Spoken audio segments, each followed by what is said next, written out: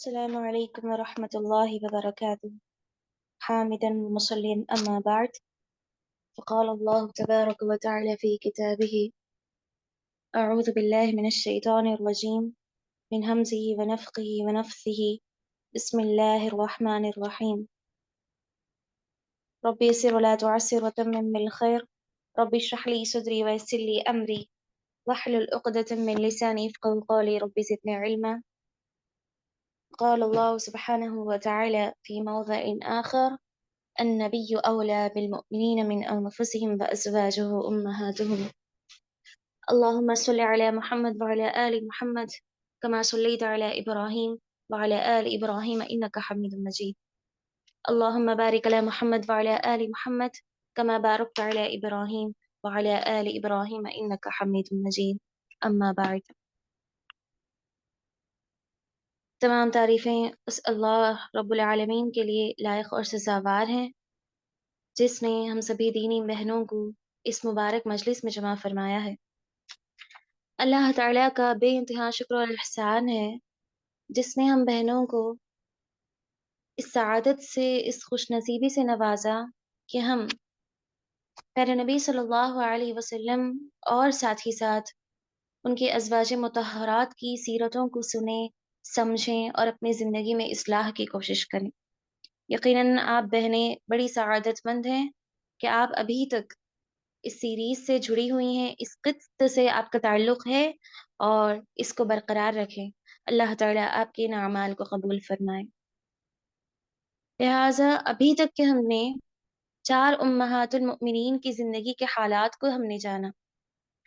پیارے نبی صلی اللہ علیہ وسلم کی 4 بیویاں، 4 ازواج مطہرات، ہماری 4 ماؤں کے سلسلے میں ابھی تک کہ ہم نے جانا، ان کی تمام حالات زندگی پر روشنی ڈالی تاکہ ہم سمجھیں کہ یہ بیویاں، یہ مائیں ہمارے لیے کس قدر نمونہ ہیں، ہم ان کو کس طرح نمونہ بنائیں، کس طرح ان کی زندگی سے پیغامات اور نصیحتیں حاصل کریں۔ لہٰذا چلے آج ہم پیارے نبی صلی اللہ علیہ وسلم کی زوجہ مطہرہ 5ویں بیوی پر روشنی ڈالیں گے، ان کی زندگی کے حالات کو جانیں گے تاکہ ان کے مطابق ہم اپنی زندگی کو گزاریں۔ آج کی ہماری ماں ام المؤمنین زینب بنت خزیمہ رضی اللہ عنہا، جن کی زندگی بڑی مختصر رہی پیارے نبی صلی اللہ علیہ وسلم کے ساتھ، اس کے باوجود ان کے اخلاق، ان کے کردار، ان کے جود و سخاوت ہر اعتبار سے یہ ہمارے لیے نمونہ ہے۔ زینب بنت خزیمہ رضی اللہ عنہا یہ پیارے نبی صلی اللہ علیہ وسلم کی بیوی ہیں۔ اسی طرح زینب نام کی 2 بیویاں اللہ کے نبی کے نکاح میں تھیں، ایک جن کی زندگی آج ہم جانیں گے، زینب بنت خزیمہ رضی اللہ عنہا۔ ان کے بعد ایک اور بیوی کا نام آئے گا، ہم پڑھیں گے زینب بنت جحش رضی اللہ عنہا۔ لہٰذا آپ صلی اللہ علیہ وسلم کی زینب نامی بیویاں 2 تھیں، آپ یاد رکھیں ان ناموں کو۔ پہلا نام ہے زینب بنت خزیمہ رضی اللہ عنہا۔ زینب رضی اللہ عنہا کے اخلاق کی اگر بات کی جائے تو یہ اپنے اخلاق، اپنے جود اور سخاوت، اپنے عبادات، اپنے کردار، اپنے صدقہ اور خیرات کے اعتبار سے اپنے علاقے میں بڑی مشہور اور معروف تھیں۔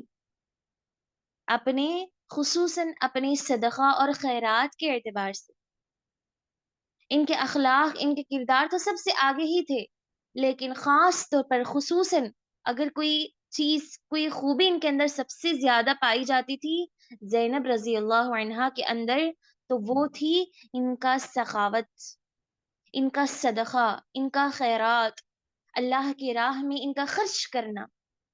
یہ سب سے زیادہ، سب سے اہم خوبی تھی زینب رضی اللہ عنہا کی۔ اس قدر اللہ تعالیٰ کی راہ میں خرچ کرنے کے لیے سب سے آگے تھیں، اس قدر وہ دن رات روزانہ صبح شام اللہ کی راہ میں خرچ کرتی تھیں، حتیٰ کہ ان کا یہ لقب ہی پڑ گیا، اس لقب سے وہ معروف ہو گئیں۔ وہ کیا لقب تھا؟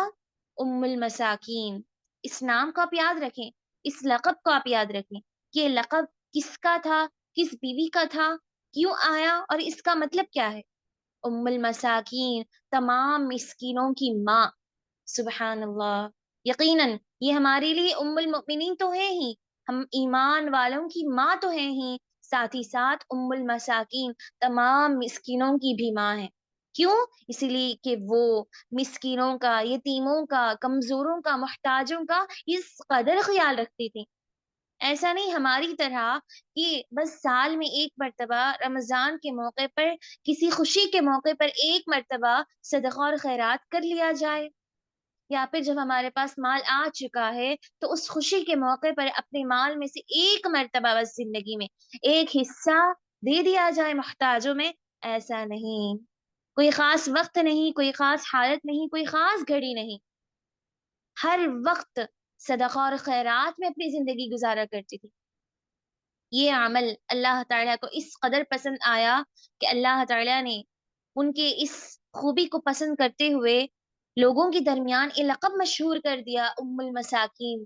اس لقب سے اللہ سبحانہ و تعالیٰ نے انہیں نوازا، اور یہ بڑی خوش نصیبی کی بات ہے، بڑی فضیلت کی بات ہے کہ کسی کو یہ لقب حاصل ہو جائے، ام المساکین، تمام مسکینوں کی ماں، مسکینوں کا، محتاجوں کا، کمزوروں کا خیال کرنے والی، اور وہ بھی خصوصاً خاص طور پر ایک خاتون کو جب یہ لقب آ جائے تو وہ بڑی خوش نصیب انسان ہے، اس دنیا میں بھی، لوگوں کی نظر میں بھی، اور ساتھ ہی ساتھ عرش والے کے پاس بھی، اللہ تعالیٰ کی نظر میں بھی یہ بڑا ہی پسندیدہ عمل ہے۔ آپ غور کریں کہ صدقہ اور خیرات، اللہ کی راہ میں صدقہ کرنا، خیرات کرنا، یہ ان اعمال میں سے ہے، ان نیکیوں میں سے ہے جو اللہ تعالیٰ کے قریب کر دیتا ہے، جو اللہ تعالیٰ کے قریب نہ صرف قریب کرتا ہے بلکہ ساتھ ہی ساتھ اللہ کی رضامندی، اس کی خوشنودی، اس کی خوش نصیبی پانے کا بھی ایک اہم ذریعہ ہے، ایک آسان ذریعہ ہے۔ اسی لیے اللہ سبحانہ و تعالیٰ نے انہیں پیارے نبی صلی اللہ علیہ وسلم کی زوجیت سے نوازا۔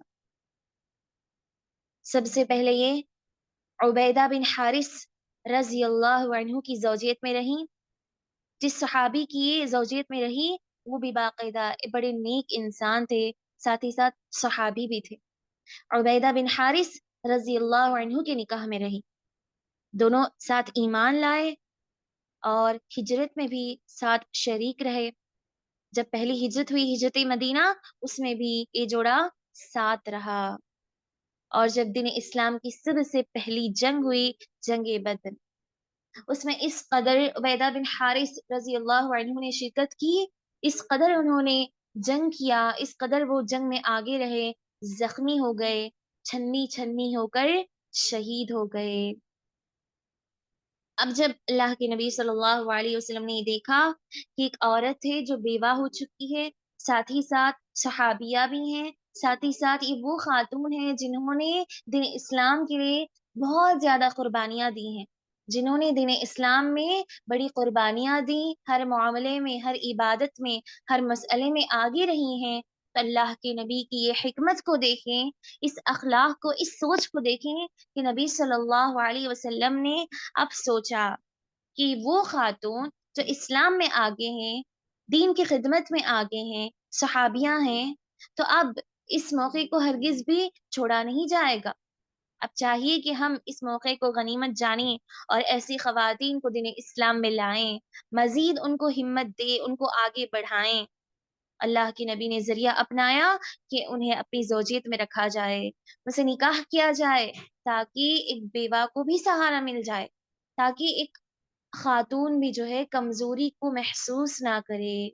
ساتھ ہی ساتھ پیارے نبی صلی اللہ علیہ وسلم کی زوجیت میں آ کر وہ دین کی خدمات مزید انجام دے سکیں، وہ دین اسلام کے حالات کو مزید بڑھا سکیں، مضبوط بنا سکیں۔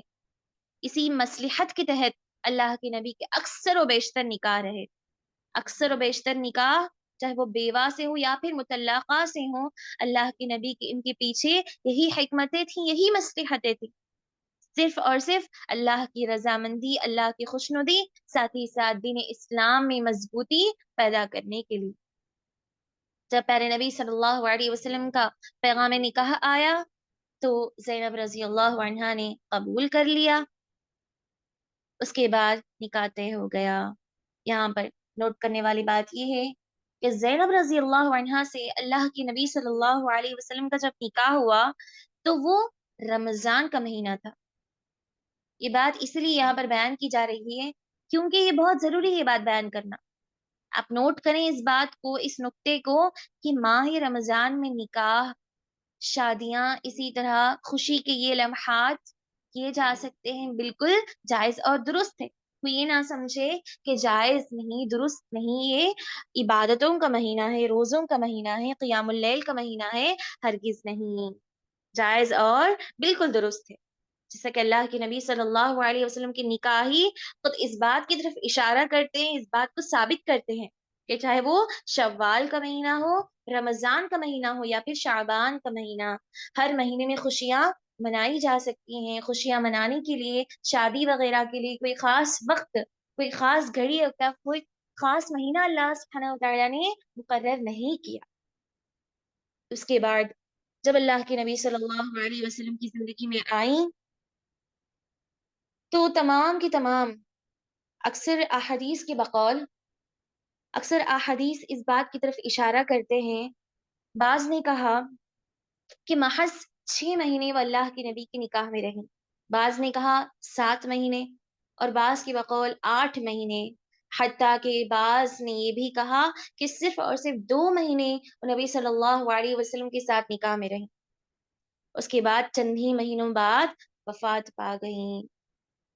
غور کرنے والی بات ہے یہاں پر کہ کم سے کم 2 مہینے اور زیادہ سے زیادہ 6، 7 یا 8 مہینے، یہ تمام کے تمام نمبر آئے ہیں احادیث میں، تمام کے تمام نمبر آئے ہیں. ٹھیک ہے، ہم لے لیتے ہیں اسی بات کو کہ کم از کم 8 مہینے یا پھر 6 یا پھر 7 یا پھر 2، جتنے بھی ہوں، زیادہ سے زیادہ یہی بات آ رہی ہے احادیث میں کہ 8 مہینے. 8 مہینے ہی ہم مان کر چلتے ہیں.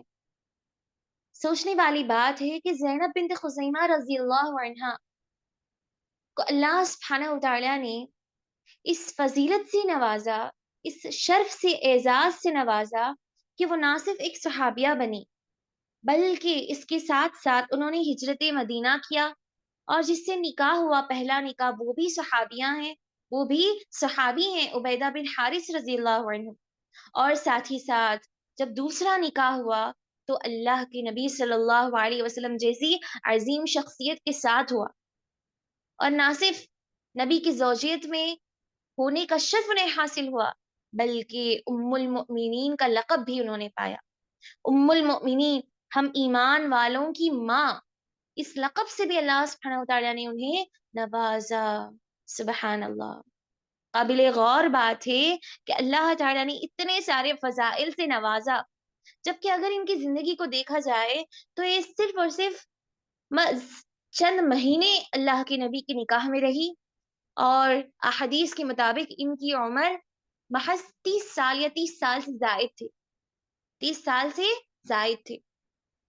اس چند عمر کی زندگی میں زینب رضی اللہ عنہا نے نبی صلی اللہ علیہ وسلم سے نکاح بھی کیا اور ام المؤمنین کا شرف بھی انہیں حاصل ہوا.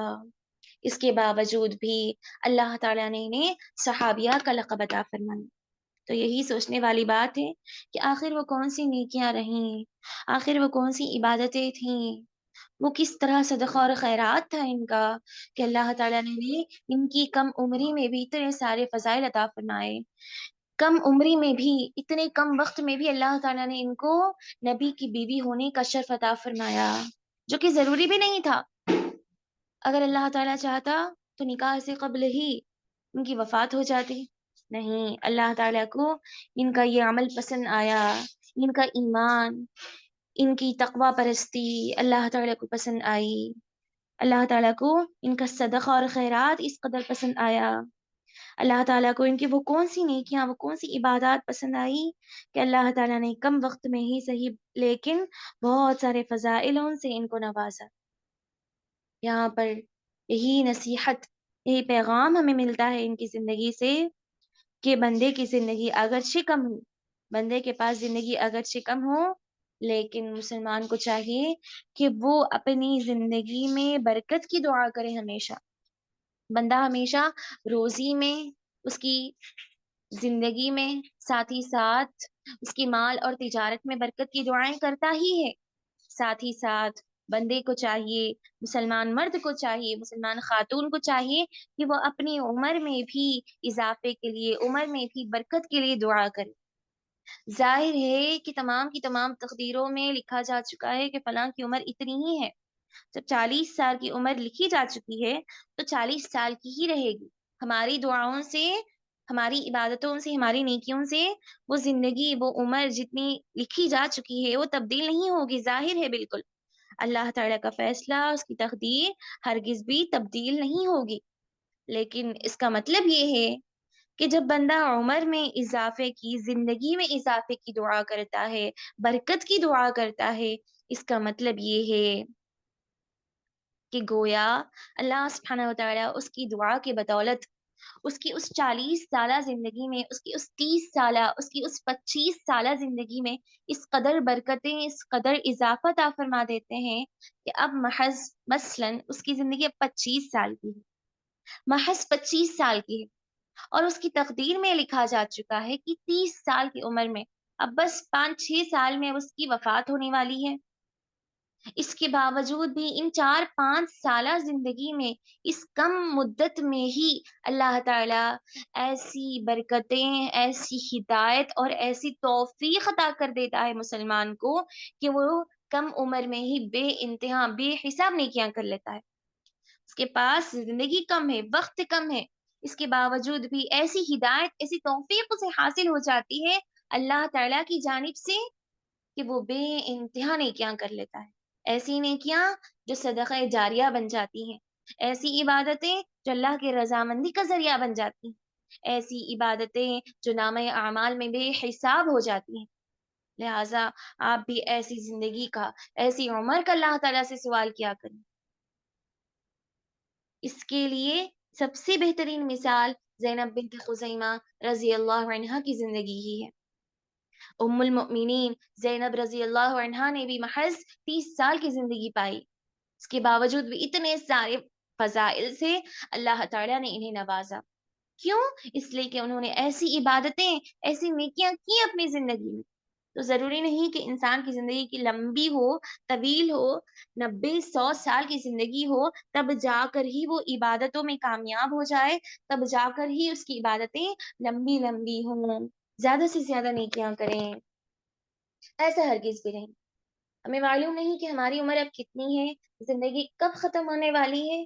لہٰذا بندہ اسی پل کو، اسی وقت کو، اسی گھڑی کو غنیمت جانے، غنیمت جانتے ہوئے اس کا صحیح استعمال کرے، وقت کو ضائع نہ کرے، وقت کا صحیح استعمال کرے جیسا صحابہ اور صحابیات کیا کرتے تھے. اسی لیے ہمارے لیے نمونہ ہے، آئیڈل ہیں، ایک بہترین مثال ہے. بس ان کی زندگی یہی مختصر رہی. پہلے نبی صلی اللہ علیہ وسلم کی زندگی میں ہی وفات پانے والی 2 بیویاں، اللہ کے نبی کی 11 بیویوں میں سے 2 وہ بیویاں جو اللہ کے نبی کی زندگی میں ہی وفات پا گئیں. سب سے پہلے خدیجہ رضی اللہ عنہا، اور دوسری ام المؤمنین کا نام ہے زینب بنت خزیمہ رضی اللہ عنہا. ان دونوں کے نام میں آپ یاد رکھیں، سیرتوں کو بھی آپ یاد رکھیں، اور اس بات کو بھی یاد رکھیں کہ وہ 2 ازواج مطہرات ہیں جن کی وفات اللہ کے نبی کی زندگی میں ہی ہو چکی تھی. اب چونکہ ان کی زندگی مختصر تھی، اس کے بعد بھی ہم آگے اب جانیں گے کہ اللہ کے نبی نے زینب بنت خزیمہ رضی اللہ عنہا کی وفات کے بعد کن سے نکاح کیا. تو وہ نام آتا ہے، مشہور و معروف نام، ام المؤمنین سیدہ ام سلمہ بنت ابی امیہ رضی اللہ عنہا.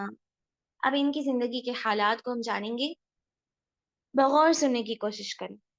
ام سلمہ رضی اللہ عنہا، جن کا اصل نام ہند تھا، جن کا اصل نام ہند ہے، لیکن وہ اپنے لڑکے سلمہ کی کنیت سے معروف ہوئی ام سلمہ، جن کے والد کا نام ابو امیہ، ام سلمہ بنت ابو امیہ رضی اللہ عنہا. जो अक्सर सहाबा की चचाज़ाद बहन भी थीं, मसलन खालिद बिन वलीद रज़ी अल्लाहु अन्हु, अम्मार बिन यासिर रज़ी अल्लाहु अन्हु, ये जितने भी सहाबा हैं, इनके रिश्ते में चचाज़ाद लगती थीं, चचाज़ाद बहन लगती थीं। साथ ही साथ अगर हम इनकी ज़िंदगी के हालात की बात करें, तो आइए इनकी ज़िंदगी के हालात को जानेंगे। उम्मे सलमा रज़ी अल्लाहु अन्हा एक सहाबिया जिनका निकाह सबसे पहले अबू सलमा रज़ी अल्लाहु अन्हु से हुआ। अबू सलमा ये भी एक जलील क़द्र सहाबी हैं। अबू सलमा रज़ी अल्लाहु अन्हु से हुआ, जिनका भी असल नाम अब्दुल्लाह बिन अब्दुल असद था। जैसा कि अभी हमने जाना, सलमा इनके लड़के का नाम है, इसीलिए कहा जाता था अबू सलमा उम्मे सलमा, सलमा के बाप सलमा की माँ। चलिए यहाँ तक वाज़ेह रहा। अबू सलमा रज़ी अल्लाहु अन्हु की ज़ौजियत में रहीं, आपके निकाह में रहीं, साथ ही साथ दोनों साबिक़ीन अव्वलीन में शुमार थे। यानी कि साबिक़ीन अव्वलीन उन सहाबा को, उन सहाबियात को, उन मुसलमानों को कहा जाता था जो सबसे पहले ईमान वालों में से थे। यानी कि जब इस्लाम उनके सामने आया, दीन इस्लाम के पैगाम को उनके सामने रखा गया, तो फौरन उन्होंने बैत कर ली, फौरी इस्लाम कबूल कर लिया। साबिक़ीन अव्वलीन, अव्वलीन सबसे पहले ईमान वालों में से ये सहाबिया भी शामिल हैं, और साथ ही साथ इनके शौहर अबू सलमा रज़ी अल्लाहु अन्हु भी शामिल हैं। दोनों साबिक़ीन अव्वलीन में थे। साथ ही साथ जब पहली हिजरत हुई, हिजरत हबशा, तो उसमें भी दोनों शरीक हुए। हिजरत हबशा जब हुई, तो हबशा में ही उसी इलाके में वहीं पर जो है उम्मे सलमा रज़ी अल्लाहु अन्हा को सलमा लड़का पैदा हुआ। ये लड़का वहीं पैदा हुआ। उसके बाद जब हिजरत हबशा से वापस आने का हुक्म हुआ, तो मुसलमान हबशा से दोबारा मक्का वापस आ गए, जब मालूम हुआ कि मक्का के हालात दुरुस्त हो चुके हैं। जब दोबारा ये हुक्म जारी हुआ कि अब मदीने की तरफ हिजरत करना है, अब मदीने की तरफ हिजरत करना है, तो अबू सलमा और उम्मे सलमा रज़ी अल्लाहु अन्हुमा दोनों तैयार हैं अपने लड़के सलमा के साथ हिजरत करने के लिए। अल्लाह के हुक्म पर बजा आवारी के लिए, फर्माबरदारी के लिए दोनों मियाँ और बीवी तैयार हैं हिजरत मदीना के लिए। अब यहाँ पर आजमाइश, क्योंकि हर एक की जिंदगी में आजमाइश आती है, और जब बात होती है सहाबा और सहाबियात की, अंबिया की, अज़वाज मुतहहरात की, उम्महातुल मुमिनीन की, तो इनकी आजमाइशें, इनके इम्तिहानात बड़े ही खतरनाक होते हैं, बड़े ही दर्द भरे होते हैं, दर्दनाक होते हैं। लिहाजा अब यहाँ पर आई है इनकी आजमाइश। हिजरत ही इनकी आजमाइश की घड़ी थी। इसको अब हम बगौर समझेंगे, तफसील के साथ। आप बगौर समझने की कोशिश करें। जब अबू सलमा और उम्मे सलमा रज़ी अल्लाहु अन्हा ने इरादा किया हिजरत मदीना का अपने बेटे सलमा के साथ, तो सबसे पहले उम्मे सलमा उम्मे सलमा के घर वाले, अबू सलमा के ससुराल वालों ने इनकार कर दिया अपनी बेटी को अपने दामाद के साथ हिजरत करने के लिए। उन्होंने इनकार कर दिया, राजी नहीं हुए, कहा कि आप अकेले चले जाएं, हिजरत के साथ हिजरत करें, हम अपनी बेटी को आपके साथ हरगिज भी किसी और शहर, किसी अजनबी शहर पर अकेला नहीं छोड़ेंगे। इसलिए कि सबसे पहले तो आपने हमारे मजहब को छोड़ दिया, आप दोनों ने दूसरों के मजहब को अपना लिया है, अब उसी मजहब पर चलते हुए आप दोनों हिजरत भी कर रहे हैं, अब ये मुमकिन नहीं। यहाँ तक काफी था, हम अपनी बेटी को अब अकेला नहीं छोड़ेंगे। लिहाजा उम्मे सलमा रजी अल्लाह अन्हा के घर वालों ने उन्हें अपने साथ ही रख लिया। इस जिद पर अड़ गए कि हम अपने साथ इसको रखेंगे, आप अकेले हिजरत करके चले जाएं। अब उसके बाद अब बारी आती है, अब बात है बच्चे की, सलमा की। तो अबू सलमा रजी अल्लाह अन्हु के घर वाले, शौहर के घर वालों ने, उनके अहले खाना ने अब ये इस जिद पर अड़ गए कि हम सलमा को अपने साथ रखेंगे। जब आप अपनी बेटी को रख रहे हैं, तो बच्चे को ना रखें, बच्चे को हम रखेंगे। इस तरह वो मौका ऐसा था, मैं बस 1 मिनट में मैंने आपको बता दिया कि ये ऐसा मरहला पेश आया, इस तरह की घड़ी पेश आई, ऐसी हालत पेश आई। بس یہ 1 آدھ منٹ میں نے بتا دیا، لیکن یہی حالت، یہی بات اس وقت اس طرح ہوئی، اس جھگڑے میں ہوئی، اس طرح مکے کی مدینے کے راستے میں، درمیانی راستے میں یہ جھگڑا ہو رہا تھا۔ ابو سلمہ کے گھر والے، ام سلمہ کے گھر والے، درمیان میں سلمہ لڑکا ہے، سب ایک ساتھ جھگڑنے لگے، اس فیصلے پر پہنچ رہے ہیں کہ کون کس کو اپنے ساتھ رکھے گا، کون ہجرت جائے گا، کون ہجرت نہیں کرے گا۔ ایسا لڑائی جھگڑا، ایسا نازک مرحلہ، جبکہ شوہر اور بیوی دونوں بھی تیار ہیں ہجرت کے لیے۔ یہی آزمائش ہے اللہ تعالیٰ کے دین میں، عبادتوں میں، نیکیوں میں، اللہ کو راضی کرنے کے راستوں میں۔ یہی رکاوٹیں ہیں، یہی امتحانات ہیں، یہی آزمائش ہے۔ اسی لیے اللہ تعالیٰ نے کہا انما اموالکم واولادکم فتنہ، اے لوگوں یقیناً تمہارا یہی مال، تمہارے یہی گھر والے تمہارے لیے فتنہ بھی بن سکتے ہیں۔ تمہارے دین میں رکاوٹ کے لیے تمہارے گھر والے فتنہ ہے ایک طرح سے اگر دیکھا جائے، لہٰذا اپنے دلوں میں ان کی محبت زیادہ پیدا نہ کرو۔ اس آیت کو اللہ تعالیٰ نے کئی بار ہر موقع پر کئی انداز میں قرآن مجید میں بیان فرمایا ہے۔ یہی آیت یہاں پر اس بات کی طرف اشارہ کرتی ہے، اس واقعے کی طرف، کہ کس طرح گھر والے ہی دین میں رکاوٹ بن سکتے ہیں، فتنہ برپا کر سکتے ہیں۔ ابو سلمہ کے گھر والوں نے سلمہ کو رکھ لیا، اور ام سلمہ کے گھر والوں نے اپنی بیٹی کو اپنے ساتھ رکھ لیا، اور ابو سلمہ رضی اللہ عنہ تنی تنہا اکیلے اپنے گھر بار کو چھوڑ کر، اپنی بیوی کو چھوڑ کر، اپنی اولاد کو چھوڑ کر تنی تنہا مدینے کی طرف ہجرت کر لیتے ہیں۔ اگر کوئی عام مسلمان ہوتا ان کی جگہ، تو جو ہجرت کے لیے تیار ہو چکا تھا، صرف اور صرف اپنے گھر والوں کی خاطر، اپنے بچوں کی خاطر، اپنے گھر والوں کی خاطر ہر کوئی ہجرت سے پیچھے ہٹ جاتا، اس لیے کہ گھر والوں کو چھوڑ کر کوئی بھی اکیلے کسی اور شہر نہیں جاتا ہے باقاعدہ۔ جب گھر والے تنہا ہوں، تنہا گھر والوں کو چھوڑ کر کوئی پسند کرے گا، کوئی شوہر، کوئی باپ، کوئی سرپرست گھر کا، کہ اپنے اہل خانہ کو تنہا چھوڑ دے اور اکیلا خود کسی اجنبی شہر چلا جائے؟ ہرگز بھی نہیں۔ لیکن اللہ تعالیٰ کی خاطر اس شوہر نے، اس باپ نے ایسا کیا بھی، اور اس بیوی نے، اس ماں نے کسی طرح کی شکایت بھی نہیں کی، اور اس عمل کو، اللہ تعالیٰ کے اس فیصلے کو، اس آزمائش کو قبول بھی کر لیا۔ ام سلمہ نے کسی طرح سے ناراضگی ظاہر نہیں کی، کسی طرح سے شکایت نہیں کی، غصہ نہیں کیا کہ آپ جھگڑے بغیر میری والدہ سے، میرے گھر والوں سے جھگڑا کیے بغیر، مجھے لیے بغیر آپ اکیلے تنہا ہجرت کر کے جا رہے ہیں، آپ نے اپنے بچے کو بھی میرے حوالے نہیں کیا۔ ایسے جھگڑے، ایسی شکایتیں آزمائشوں کے موقع پر ہرگز بھی نہ کام آئیں گی، اور نہ ہی یہ ایمان کی علامت ہوتی ہے، نہ ہی یہ ایمان کی، مومن کی خوبی ہوتی ہے، صفت ہوتی ہے کہ وہ آزمائش کے موقع پر، امتحانات کے موقع پر جھگڑا کرے، غصے میں آ جائے، اپنی زبان سے شکایت کے الفاظ نکالے، اپنے لیے، اپنی تقدیر کے لیے، اپنے نفس کے لیے، گھر والوں کے لیے، اللہ تعالیٰ کے لیے کسی طرح کی شکایت کے الفاظ نہ نکالے، ناراضگی ظاہر نہ کرے، جیسا کہ ام سلمہ رضی اللہ عنہا صبر اور استقامت کے دامن کو تھامے رکھی تھی، اور خود ساتھ ہی ساتھ ان کے شوہر بھی، ابو سلمہ رضی اللہ عنہ بھی تنہی تنہا ہجرت کر کے چلے گئے۔ اب اس کے بعد کیا ہوا؟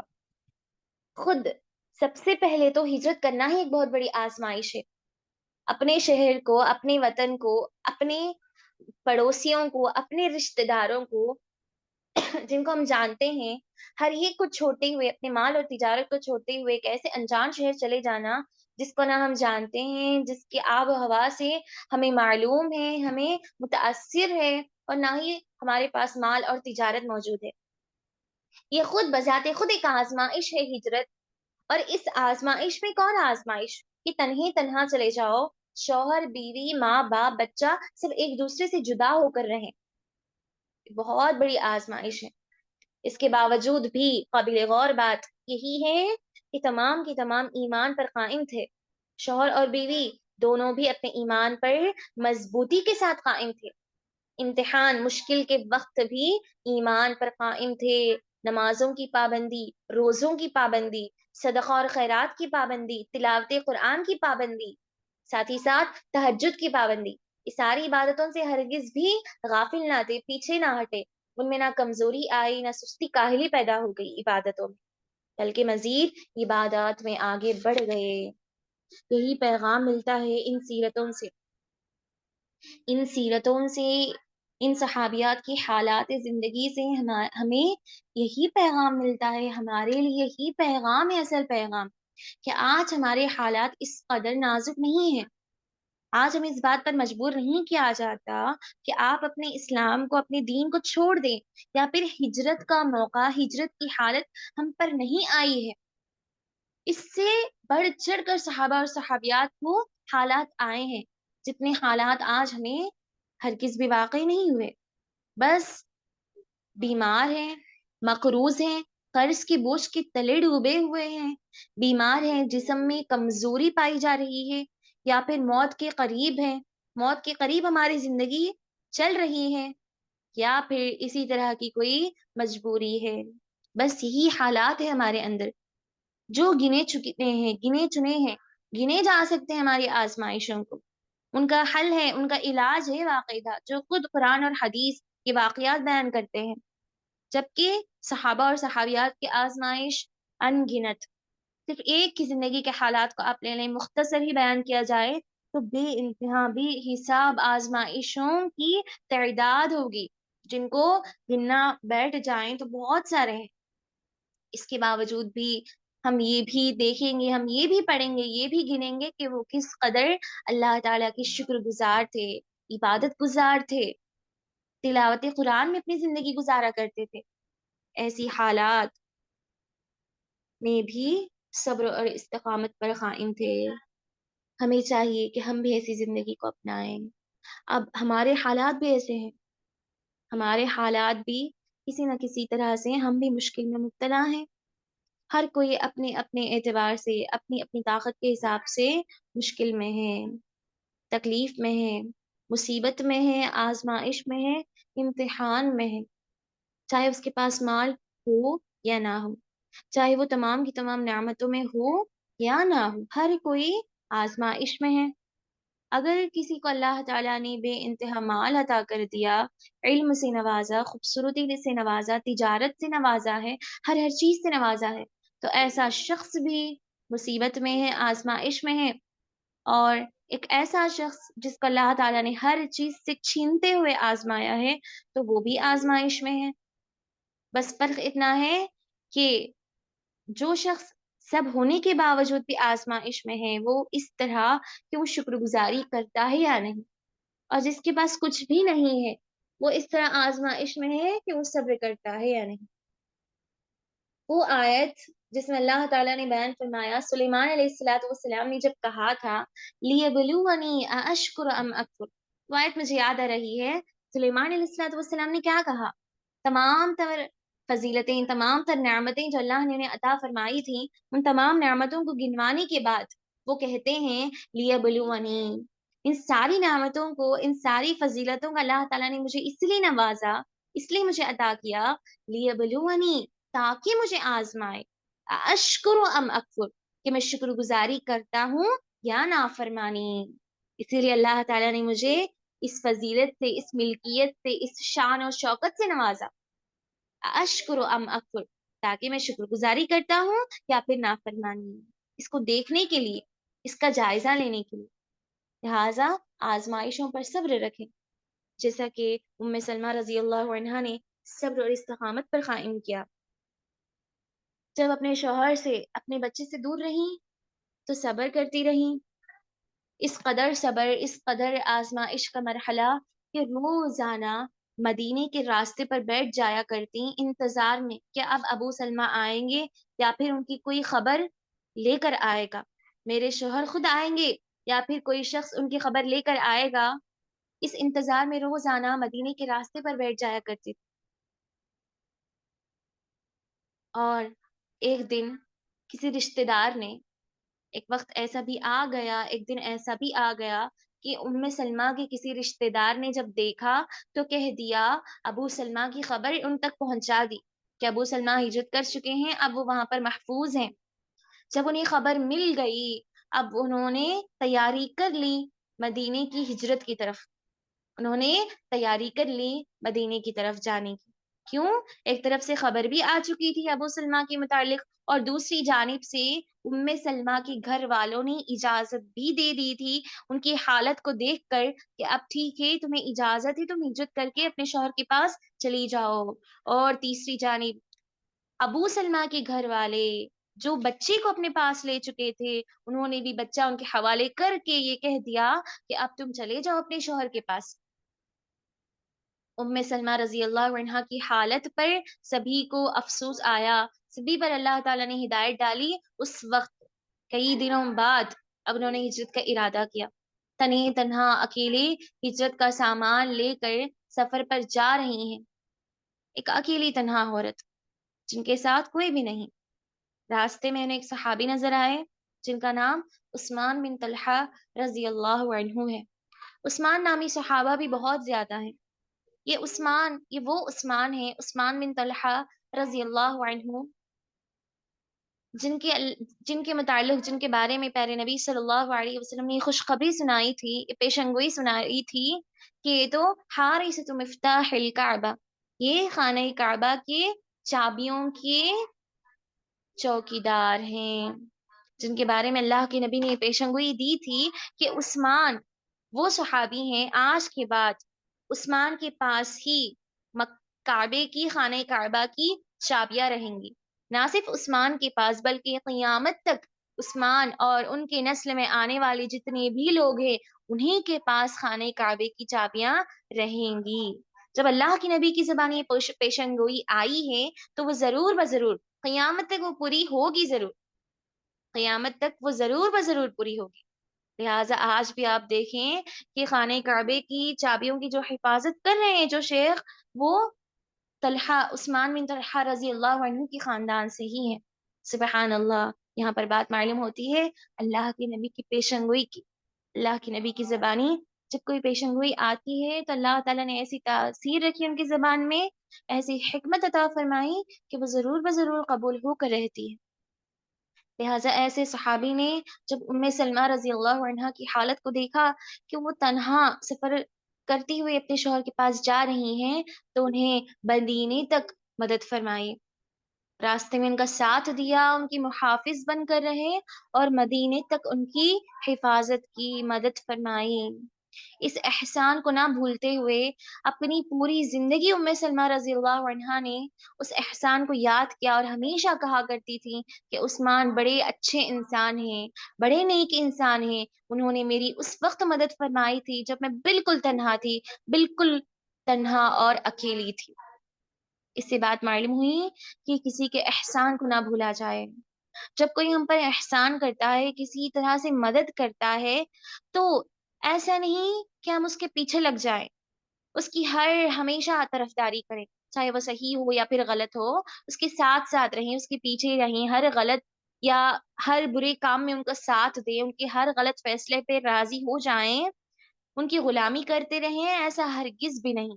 हद से ज़्यादा उनकी तारीफ़ करके ज़बान से गुलू कर लेना, ऐसा हरगिज़ नहीं। एहसान का मतलब ये है कि उस शुक्रगुज़ारी को याद रखा जाए। बस याद रखें, इस पर भी उनको दुआएँ दें, उस शख़्स को दुआएँ देते रहें, हिदायत की, तौफ़ीक़ की, मग़फ़िरत की दुआएँ देते रहें और अल्लाह ताला की भी शुक्रगुज़ारी करें कि अल्लाह ताला ने उस शख़्स को हमारे लिए ज़रिया बनाया। ये होता है एहसान। एहसान का सही हक अदा करना, जो उम्मे सलमा रज़ी अल्लाहु अन्हा अपनी पूरी ज़िंदगी हमेशा याद रखा करती थीं, उस्मान बिन तलहा रज़ी अल्लाहु अन्हु के उस एहसान को, उस नेकी को। जब हिजरत मदीना हुई, तो उस वक़्त तब जाकर काफ़ी अरसे बाद अब जो है आज़माइश पर सब्र के बाद उसका नतीजा आया। अब उन्होंने अबू सलमा रज़ी अल्लाहु अन्हु से मुलाकात की, अपने बच्चे के साथ ज़िंदगी गुज़ारने लगी और ये ज़िंदगी महज़ बहुत कम वक़्त की थी। अबू सलमा रज़ी अल्लाहु अन्हु से जब मुलाकात हुई, उसी वक़्त जंगे उहद पेश आई, उहद की जंग, उसी वक़्त जो है वो शहीद हो गए हालत जंग में। अब बस वो पहुँची ही थीं, इसी दौरान जंग की हालत पेश आ गई। जंग की हालत में अबू सलमा वफ़ात पा गए, शहीद हो गए। अल्लाहु अकबर! गौर करने वाली बात है कि इतने अरसे बाद जब उनसे मुलाकात हुई, घर वालों से मुलाकात हुई, अपने बच्चे से मुलाकात हुई, शौहर का बीवी से, बीवी का शौहर से ताल्लुक जुड़ने लगा, उसी वक़्त दोबारा एक और आज़माइश अल्लाह ताला ने मज़ीद आज़माया उनकी वफ़ात पर। उनके इंतकाल के बाद अल्लाह ताला ने मज़ीद उन्हें आज़माया। अब वो बेवा हो गई हैं, अब वो मज़ीद तन्हा हैं, अपने बच्चों के साथ तन्हा हैं। प्यारे नबी सल्लल्लाहु अलैहि वसल्लम को जब इस बात का इल्म हुआ कि उम्मे सलमा के शौहर अबू सलमा की वफ़ात हो गई, तो अल्लाह के नबी फ़ौरी उस मौके पर, उस मजलिस पर वहाँ गए और अबू सलमा के हक़ में दुआ करते हैं।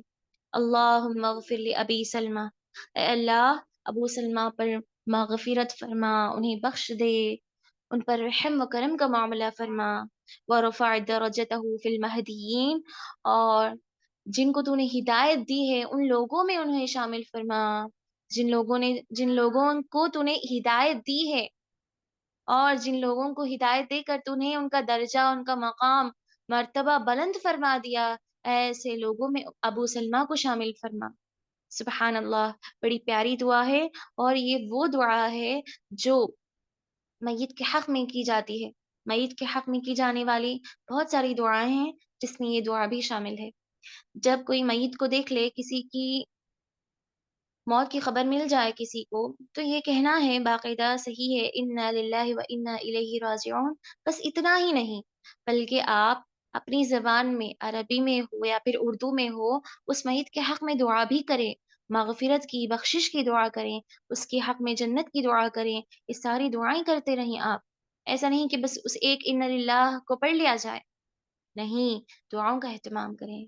दुआओं का एहतमाम हर वक़्त किया जाना चाहिए, ख़ुसूसन मय्यत के हक़ में, ताकि वो पलट कर वापस आकर सबसे पहले हमारे हक़ में कबूल हो, ताकि वो पलट कर वापस आकर सबसे पहले फ़रिश्ते हमारे लिए आमीन कहें। एक तरीक़ा है मय्यत के हुकूक में से। उसके बाद प्यारे नबी सल्लल्लाहु अलैहि वसल्लम अबू सलमा को बेइंतहा चाहते थे। इसलिए कि अबू सलमा ना सिर्फ़ उम्मे सलमा के शौहर थे, बल्कि अल्लाह के नबी के रज़ाई भाई भी थे। एक सहाबिया का नाम आता है, याद रखें, सुवैबा। सुवैबा रज़ियल्लाहु अन्हा, जो अबू लहब एक काफ़िर की लोंडी थीं, लोंडी होने के साथ-साथ सहाबिया भी थीं। बचपन में सुवैबा रज़ियल्लाहु अन्हा ने, लोंडी ने, प्यारे नबी सल्लल्लाहु अलैहि वसल्लम को दूध पिलाया था और उसी वक़्त, उसी मौके पर उन्होंने अबू सलमा, जो उम्मे सलमा के शौहर हैं, उनको भी दूध पिलाया था। लिहाज़ा अबू सलमा और अल्लाह के नबी दोनों एक तरह से रज़ाई भाई हो गए। लिहाज़ा अपने रज़ाई भाई के सिलसिले में बड़े गमज़दा हुआ करते थे अल्लाह के नबी, और उनकी ज़िंदगी में उनके साथ बड़ी मोहब्बत के साथ रहा करते थे। जब उनकी वफ़ात की खबर मिली तो बड़े गमज़दा हो गए और उनके हक़ में ये दुआएँ दी। साथ ही साथ इस मौके पर प्यारे नबी सल्लल्लाहु अलैहि वसल्लम की मग़फ़िरत की दुआओं के बाद अब सहाबा का भी तर्ज़ अमल बड़ा अच्छा था। देखें, सहाबा जिनसी ख़्वाहिशात, अपनी नफ़्सानी ख़्वाहिशात की पैरवी हरगिज़ भी नहीं करते थे। अपनी ख़्वाहिशात की बदौलत वो किसी तरह से किसी मौके का फ़ायदा हरगिज़ भी नहीं उठाया करते थे। जैसा आज कमज़ोर अक़ीदे वाले ये मानते हैं, कहते हैं, मुसलमान बाज़ कहते हैं कि सहाबा और अल्लाह के नबी सिर्फ़ और सिर्फ़ जिनसी ख़्वाहिशात की बुनियाद पर निकाह कर चुके हैं। ऐसा हरगिज़ भी नहीं। सबसे पहले अबू बकर सिद्दीक़ रज़ियल्लाहु तआला अन्हु ने उम्मे सलमा, एक बेवा औरत को निकाह का पैगाम भेजा। क्यों? ताकि उन्हें सहारा मिल जाए, ताकि उनकी मदद कर सकें, साथ ही साथ उनके लिए दीनी खिदमत का एक ज़रिया भी बन जाएँ। तो उन्होंने निकाह के पैगाम को कबूल नहीं किया, इनकार कर दिया। उनके बाद उमर बिन ख़त्ताब रज़ियल्लाहु अन्हु के निकाह के पैगाम को जब सुना, तो उम्मे सलमा ने उस पैगाम को भी इनकार कर दिया। क्यों? वो ये चाहती थीं कि उनका निकाह उस शख़्सियत से हो, जो सबसे बेहतर हो, जो अबू बकर से बेहतर हों, जो उमर से बेहतर हों, जो हर एक से बेहतर हों। वो ये दुआएँ किया करती थीं। اور ساتھ ہی ساتھ جب اللہ کے نبی نے اس تنہا عورت کو، اس بیوہ کو دیکھا کہ وہ تنہا ہیں، اپنی زندگی گزار رہی ہیں اولاد کو لے کر، تو اللہ کے نبی ایک مرتبہ ان کے پاس پہنچے اور کہنے لگے، اور اس سلسلے میں ایک تفصیل حدیث ہی آتی ہے کہ اللہ کے نبی نے کہا، ما من مصیبت تصیبہ فیقول، جب کوئی بندہ کسی مصیبت میں مبتلا ہو اور وہ اس وقت یہ کہتا ہے، کیا کہتا ہے، کون سی دعا ہے، کون سے الفاظ ہیں، انا للہ و انا الیہ راجعون، یقیناً ہم اللہ ہی کی ملکیت ہے، یقیناً ہم اللہ ہی کے ذمہ دار ہیں، و انا الیہ راجعون، ہمیں اسی کی طرف واپس پلٹ کر جانا ہے، ہمیں اسی کی طرف واپس پلٹ کر جانا ہے، ہم اسی کے ذمہ دار ہیں، ہم اسی کی ملکیت ہے۔ اللہم اجرنی فی مصیبتی، اے اللہ، جس آزمائش سے، جس مصیبت کے مرحلے سے میں گزر رہا ہوں یا گزر رہی ہوں، اس کے ہر پل پل کے بدلے مجھے اجر و ثواب عطا فرما، پل پل کے بدلے، ہر لمحے کے بدلے مجھے اجر و ثواب عطا فرما، جس طرح میں اس مصیبت پر صبر و استقامت پر قائم ہوں۔ وَأَخْلِفْ لِي خَيْرًا مِّنْهَا، اور جس مصیبت میں ہوں، جو نعمت مجھ سے چھین لی گئی ہے، اس سے بہتر نعمت مجھے عطا فرما، اس سے بہتر چیز مجھے عطا فرما، جس مصیبت میں، جس پریشانی سے میں گزر رہی ہوں، میں گزر رہا ہوں۔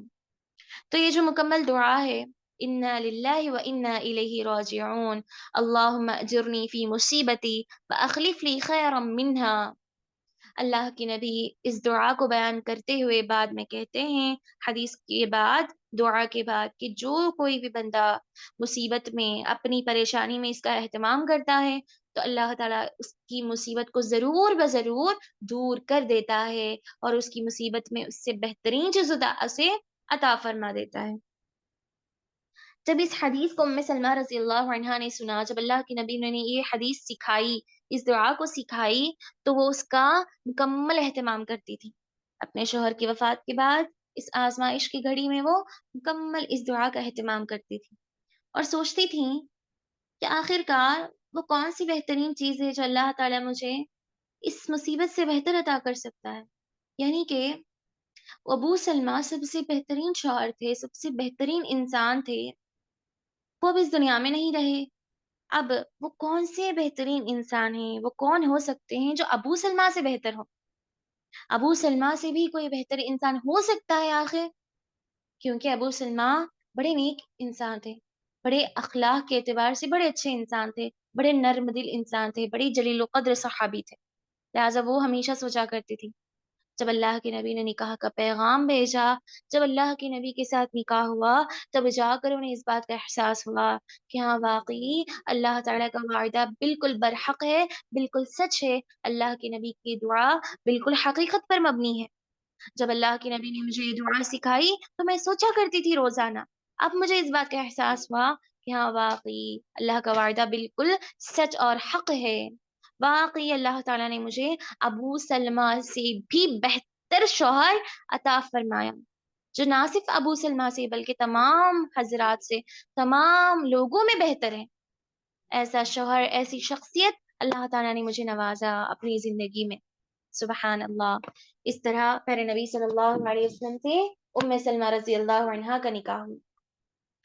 جب اللہ کے نبی نے بھی دیکھا کہ بیوہ عورت ہے، سہارا دیا جائے، اس لیے کہ ام سلمہ رضی اللہ عنہا یہ بھی پڑھی لکھی خاتون تھیں، ہر اعتبار سے دین کی خدمت میں آگے تھیں، جس طرح عائشہ رضی اللہ عنہا دین کی خدمت میں پڑھنے لکھنے کے اعتبار سے لوگوں کی مدد کیا کرتی تھیں دین اسلام میں، اسی طرح ام سلمہ رضی اللہ عنہا بھی پڑھی لکھی تھیں، بڑی ہوشیار، سمجھدار، فہاقت والی خاتون تھیں، اسی لیے ام سلمہ رضی اللہ عنہا کو جب نکاح کا پیغام بھیجا گیا اللہ کے نبی کی جانب سے، تو وہ کہتی ہیں کہ اللہ کے نبی، مجھے آپ جیسی عظیم شخصیت کے نکاح کے پیغام کو قبول کرنے میں کسی طرح سے کوئی اعتراض نہیں ہے، کسی طرح سے کوئی اعتراض نہیں ہے، بس دو باتیں ہیں۔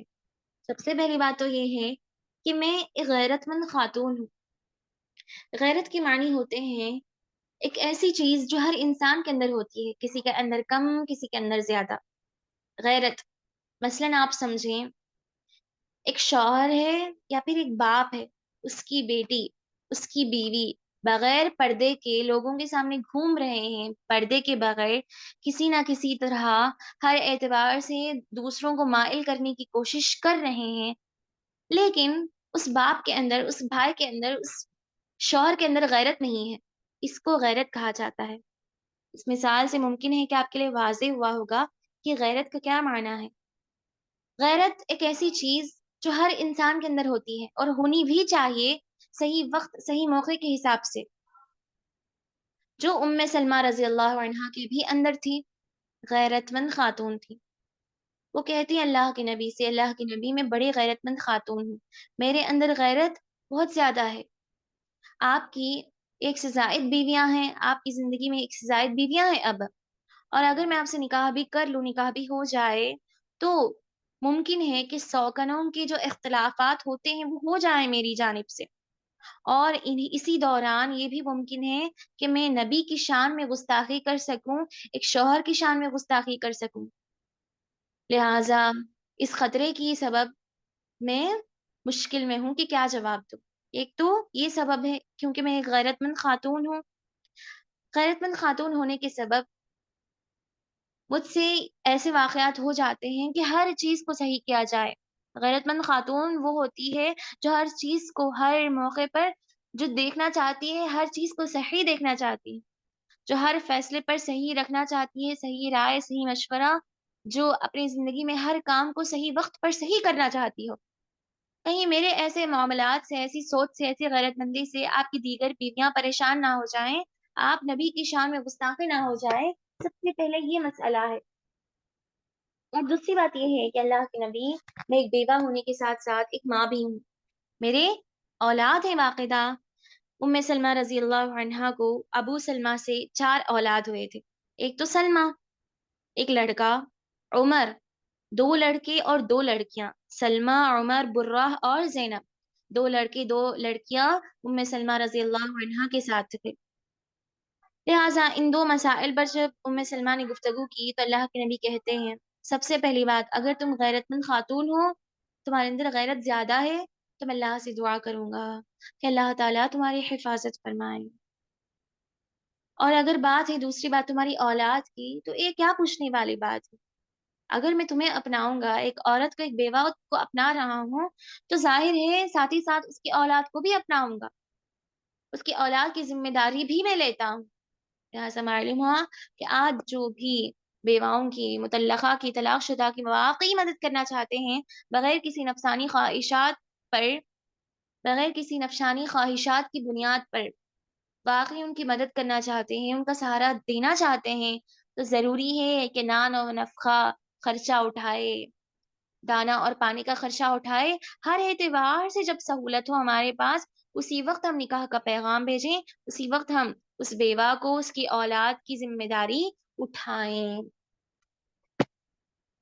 تو ان مسائل کے بعد پہلے نبی صلی اللہ علیہ وسلم سے نکاح ہوا، اللہ کی نبی نے نہ صرف سلمہ کو بلکہ ان کی اولاد کو بھی اپنایا، ان کی ذمہ داری بھی اٹھائی، جس سے اللہ کے نبی صلی اللہ علیہ وسلم کی اخلاق اور کردار کا علم ہوتا ہے۔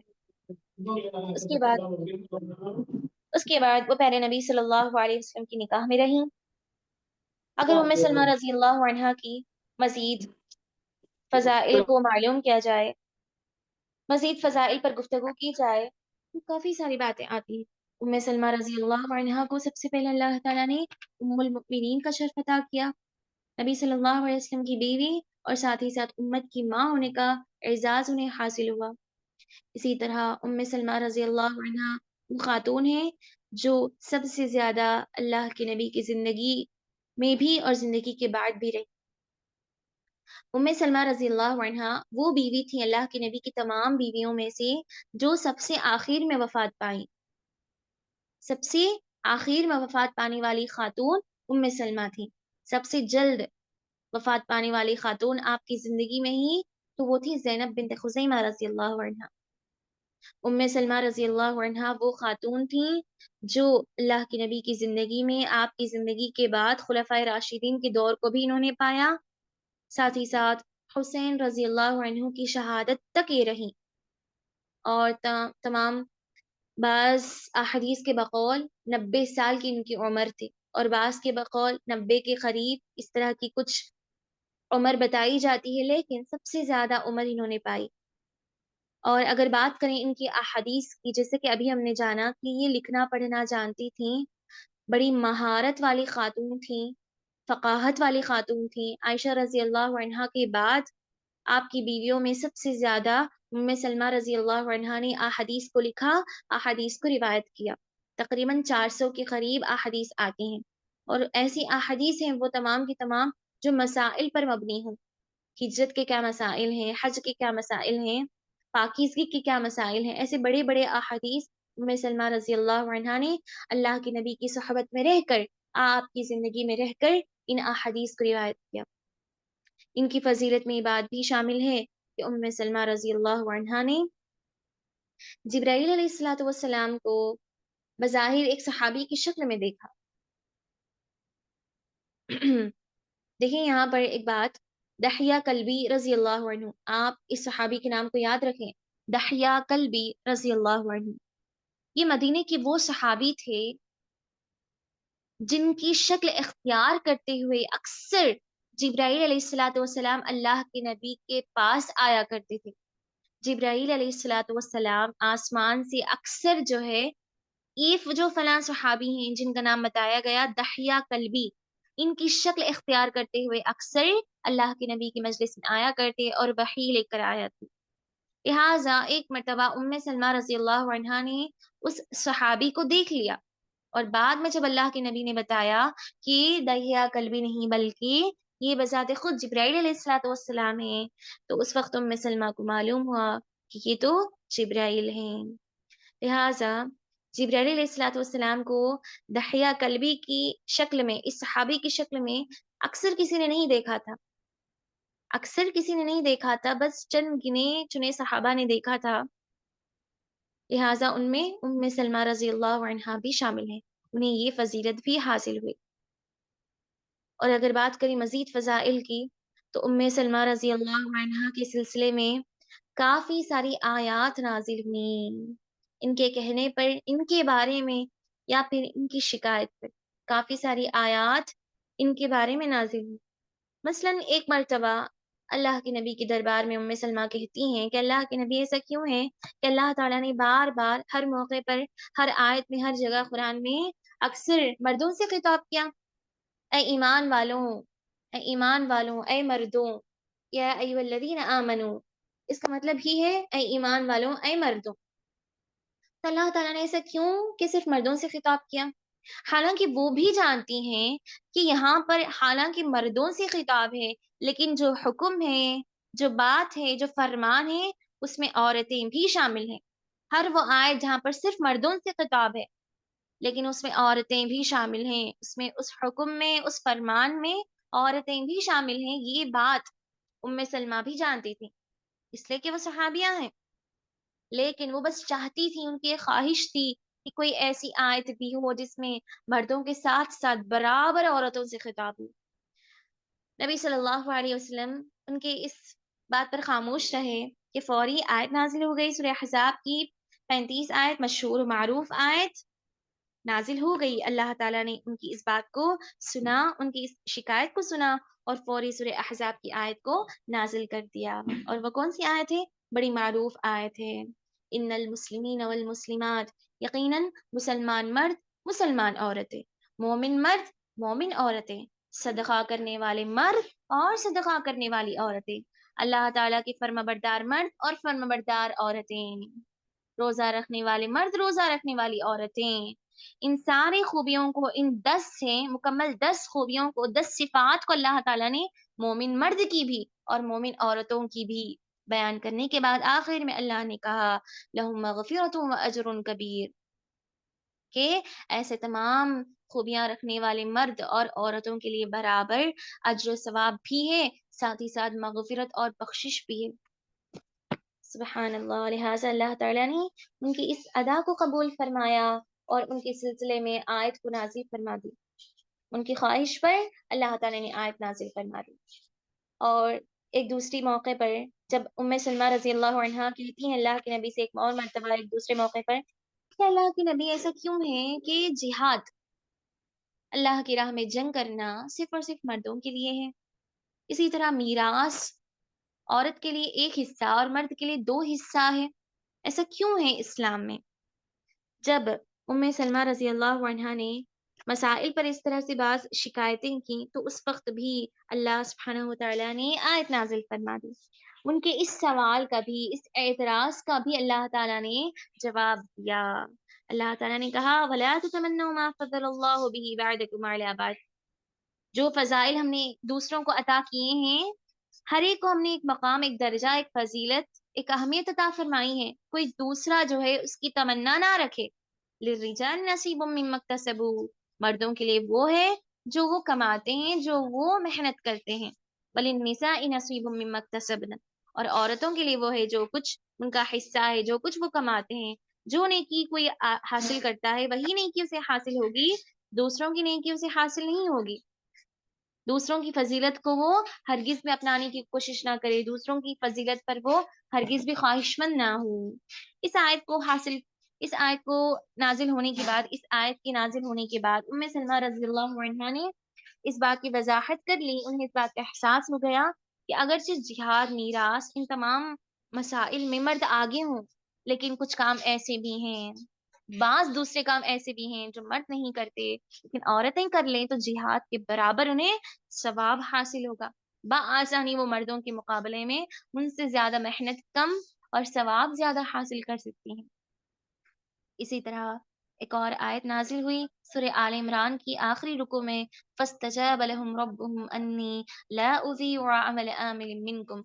سورہ آل عمران کی یہ آیت اس وقت نازل ہوئی جب سلمہ رضی اللہ عنہا نے اللہ کے نبی سے ایک مرتبہ یہ کہا تھا کہ اللہ کے نبی، ایسا کیوں ہے کہ اللہ تعالیٰ نے قرآن میں زیادہ تر مردوں کے بارے میں ہی کہا کہ انہوں نے ہجرت کی، انہوں نے ہجرت کی، جب مردوں نے ہجرت کی، جو مومن مردوں نے ہجرت کی، اللہ تعالیٰ نے بار بار صرف مردوں کے لیے کیوں کہا کہ انہوں نے ہجرت کی؟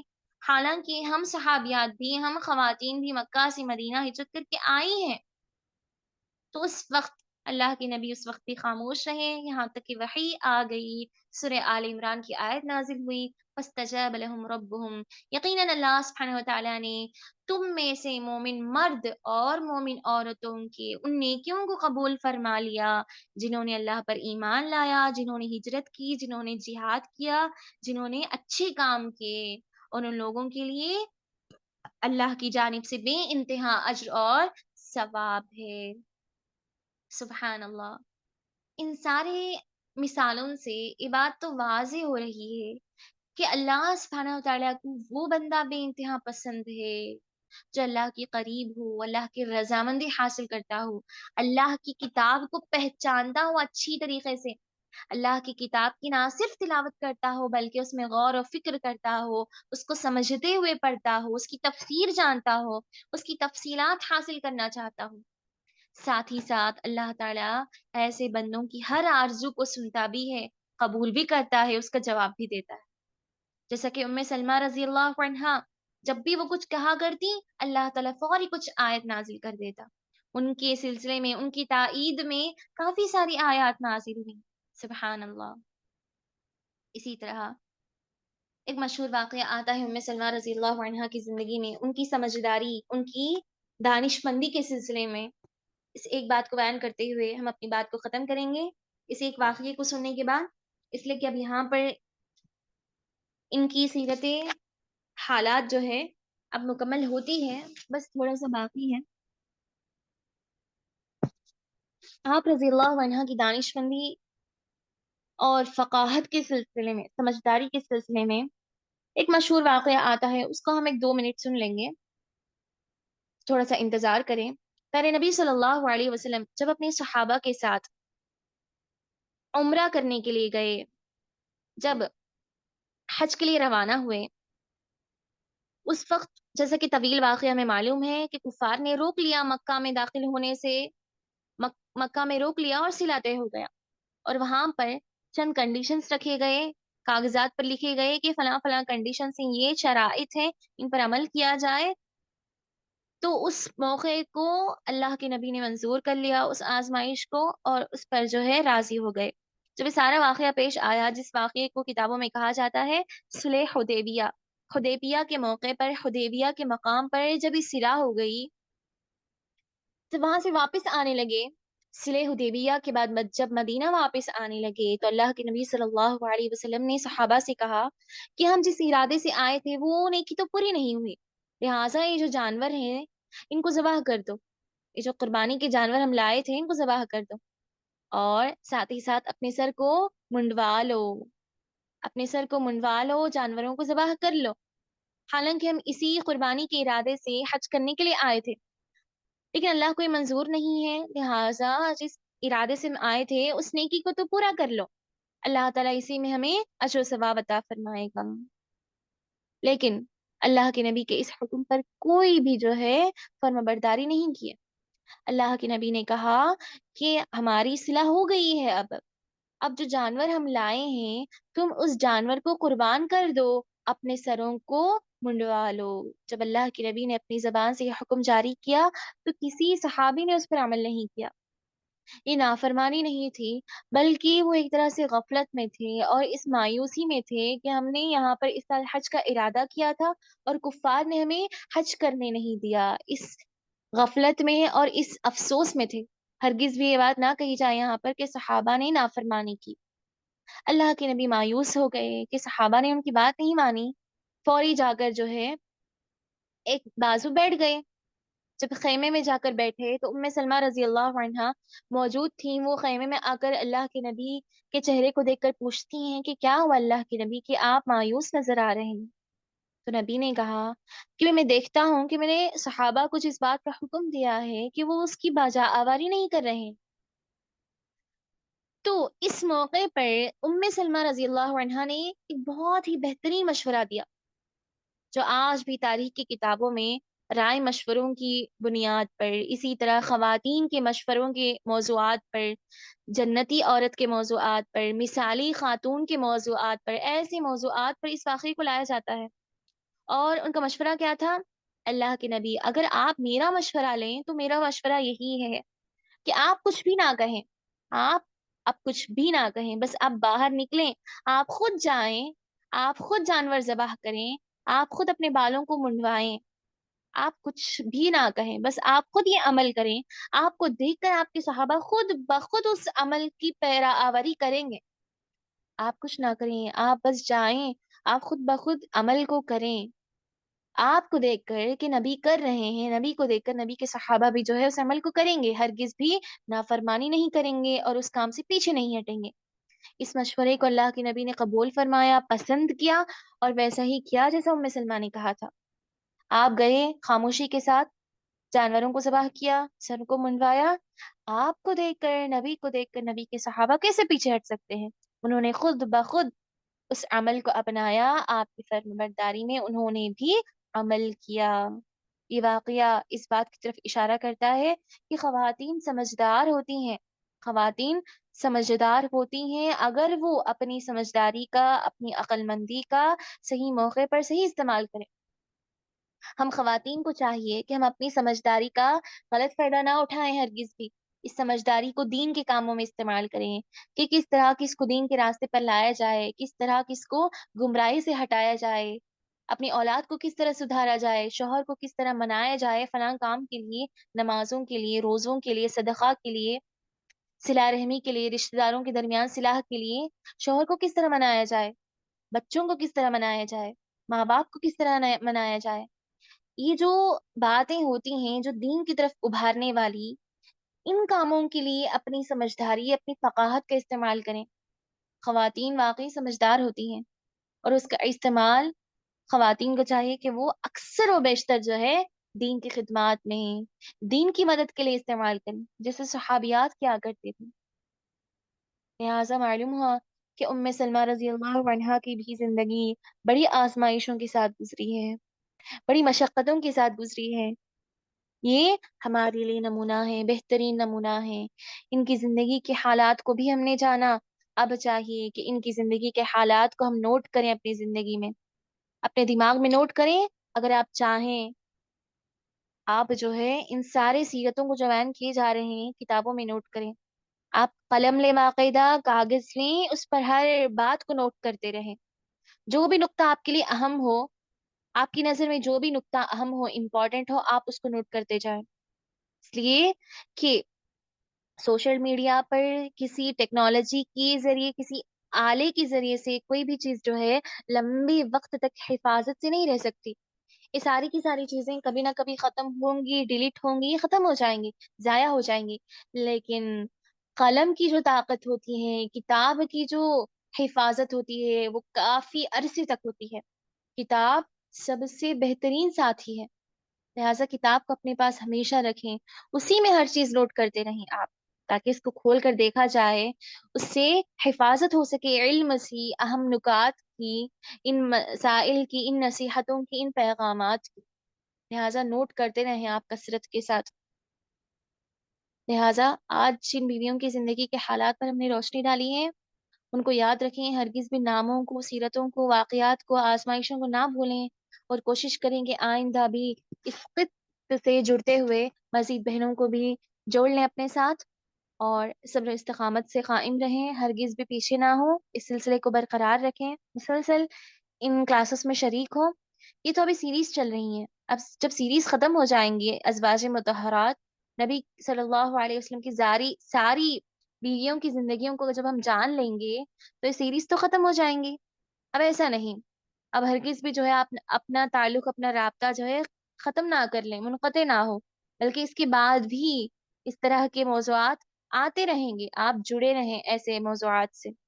اللہ سے دعا ہے کہ اللہ سبحانہ وتعالی ہمیں عمل پیرا ہونے کی توفیق عطا فرمائے، حق بات کو سننے اور اس پر عمل پیرا ہونے کی توفیق عطا فرمائے۔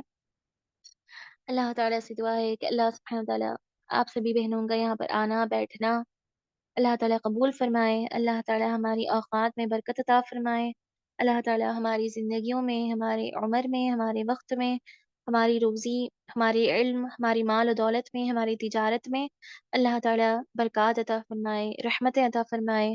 اللہ تعالیٰ سے دعا ہے کہ اللہ تعالیٰ اچانک آنے والی بیماریوں سے، بلاؤں سے، مصیبتوں سے اللہ ہماری حفاظت فرمائے، اللہ تعالیٰ ہماری ایمان کی حفاظت فرمائے، اللہ تعالیٰ ہمیں ابھی تک ہماری زندگیوں میں جتنی مرتبہ رمضان کا مہینہ آیا، ہم نے اس میں جو بھی عبادتیں اور نیکیاں کی ہیں، اللہ تعالیٰ ان کو اپنے دربار میں قبول بخش فرمائے، اور بار بار ہماری زندگیوں میں رمضان کا مبارک مہینہ ليلۃ القدر عطا فرمائے، اور اس سے خوب فائدہ اٹھانے کی توفیق دے۔ اللہ تعالیٰ ہمیں بہترین خاتمے سے نوازے۔ سبحانک اللہم و بحمدک، اشہد ان لا الہ الا انت، استغفرک و اتوب الیک۔ سبحان ربنا رب العزة عما يصفون، وسلام على المرسلين والحمد لله رب العالمين۔